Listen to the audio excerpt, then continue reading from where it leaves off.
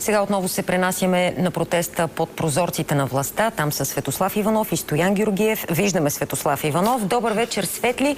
Как протича протестът до момента и има ли опити за провокации? Не, до този момент не. Дори настроението е по-преповдигнато от всякога.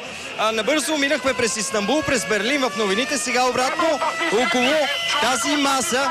Просто броях времето, кога протестиращите ще започнат да използват маси.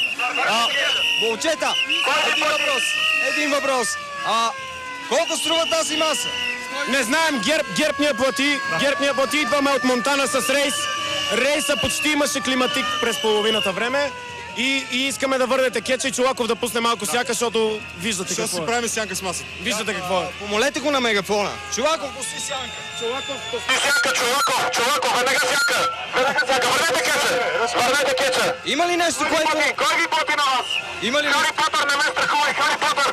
Хари Потър, не ме страхувай. Хари Потър, не ме страхувай. Направи ни фокус. Направи ни фокус. Направи ни фокус. Чуй ме!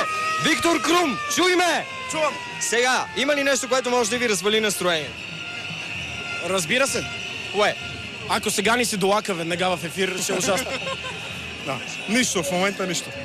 Нищо. Няма какво да ни победи в момента. С това ги побеждаваме. С добро настроение, с малко потно чело и с кокошка на гърдите. Добре. Благодаря ви. Излизаме по тази маса. За сега единствената маса на площада и се насочваме към нашия колега Стоян Георгиев, който е в другата част на площада. Стояне, от теб.